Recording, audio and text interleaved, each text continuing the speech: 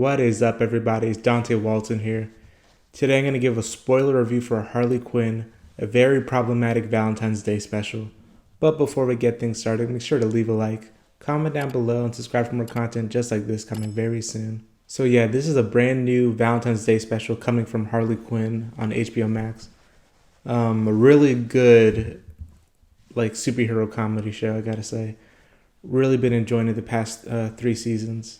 In my ranking of all the shows I saw last year, I ranked Harley Quinn kind of towards the middle. I still enjoy the show a lot, but I kind of felt like season 3 wasn't quite as good as season 2.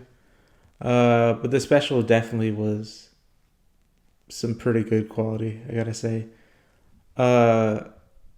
Honestly, okay, one thing, it is a little bit problematic, kind of the stuff that goes on there. The whole thing with the sex spell that Harley buys from Etrigan the demon. It does lead to some of I don't know, the horniest the show has ever been. Definitely the most sexually explicit, I gotta say. I mean, there's been sexual content in the show from the beginning, it seems, but I don't know. They really turned it up a notch here, but honestly, it led to some pretty entertaining shenanigans though. This special centers on Harley trying to give Ivy the best Valentine's Day she ever had. She sets up this thing where they go to Mama Macaroni's, which has been a recurring joke throughout the series, that Poison Ivy loves that restaurant, an Italian restaurant. And they they give her this dish called vegan lazette balls.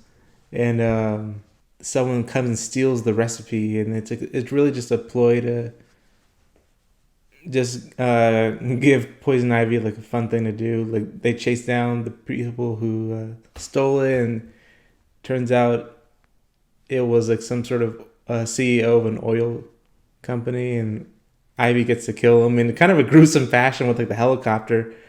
But yeah, it was all set up from Harley to give Poison Ivy an enjoyable Valentine's Day, and she says it was the best Valentine's Day she ever had. But in order to prove it, Harley steals the lasso of truth from Wonder Woman, and then makes Poison Ivy admit that it was only in the top 3. So yeah, it's Harley just trying to really give her the best Valentine's Day she ever had. But there are some subplots here, one with Clayface where he gets split in half by Captain Boomerang, and kind of what happened with when his arm got cut off, the bottom half of his body gained sentience, and they started to fall in love with each other, the top half and the bottom half, Clayface and, I don't know, Clay Ass, I don't know what to call him. They kind of were forming a romance, but they couldn't touch each other or else they'll be reabsorbed into one being again. So their whole deal is how they can't touch, but they're longing to be with one another. That subplot was just okay in my opinion. Alan Tudyk is always funny as Clayface, but I don't know, I kind of would have liked to see more from some characters that make very short appearances but don't even speak. King Shark has a very brief appearance, and so does Kite Man. Maybe I would have liked to see more from them, you know? But other than that, another subplot in here is Bane, and honestly this part was pretty good. He's also looking for love, you know? He runs into Betty, who's a dominatrix, and obviously, based on the way that Bane is dressed, she assumes that Bane is also into BDSM work, so he kind of gets roped into that, and they kind of have some sparks going on too, Bane and Betty. But when Betty invites Bane back to her place, he kind of feels a little bit insecure about his size, you know. So he too goes to Etrigan the demon and gets a spell that will make his penis grow, you know. But he didn't read the instructions carefully, and there's a warning that said that they can cause reactions if you also use human growth hormone, which I guess in this universe that's what Bane uses to grow big.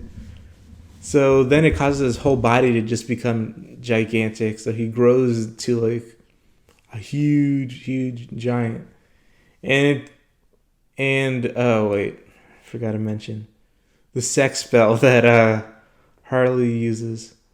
Yeah, when she's finally having sex with Poison Ivy, it kind of causes a sort of like heightened sensation, I would say. And like all the plants growing around and all that was cool. Like it was the perfect censorship, all that stuff. And then during the climax, I would say, she, Poison Ivy just expels like her pheromones all over the city. So the entire city becomes horny, basically. And then the giant Bane becomes horny. So then it's basically a rated X version of the game Rampage. He's like humping buildings and all the stuff like that. But then he sees the advertisement for a weird cameo. Brett Goldstein, he's reading Lord Byron in the park shirtless while rubbing his trophy. So basically that's where he's going, and everyone kind of sees Bane and like trying to stop him, so they got to go and turn him off, I guess. So their plan is to get Clayface, who's reunited at this point now, to become Brett Goldstein, a giant version of Brett Goldstein. And I gotta say, Alan Tudyk's impression was pretty funny. I love Brett Goldstein, by the way. Most famous for being Roy Kent in Ted Lasso.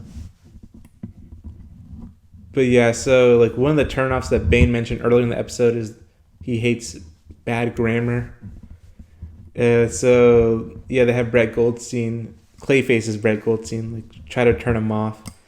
But one of the, oh my god, funniest lines that Clayface, Brett Goldstein says is, "What is horny if not love persevering?" Which is, if you don't know, a reference to a famous line from WandaVision. Vision telling Wanda, "What is grief if not love persevering?" It became an iconic line. Everyone like quoted it.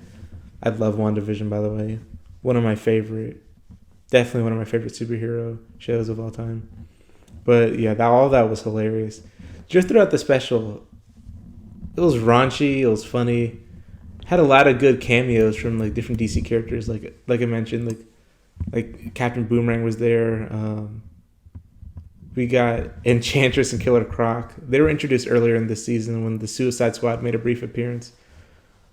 Darkseid came back again with his new love that he met at the Republican National Convention, which is funny.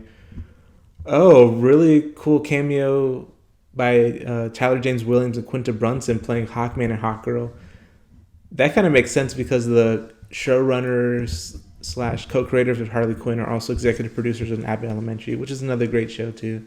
So it's fun to see them. This was just all around a really fun special. And when I was looking at the credits, I didn't even notice or would not have guessed that apparently Etrigan the Demon was voiced by John Stamos. I didn't hear it when I was watching it, but that's really cool for him to show up there. His whole shop of spells and all that, and him just knowing that people want it for sex reasons was funny. But yeah. I forgot to mention, I thought it was really cute when Poison Ivy explained to Harley what her actual best Valentine's Day of all time was. She tells a story about how she felt all alone when she was in Arkham. And when Harley was still working there as a doctor, she came in and checked in on her and gave her chocolate milk and explained the plot to Shrek 2 to her. And as Harley put it, it's not as good as the first one, but it's more fun. And I mean, you can't really argue with that sentiment. I thought it was really sweet. All in all, this was a pretty good Valentine's Day special.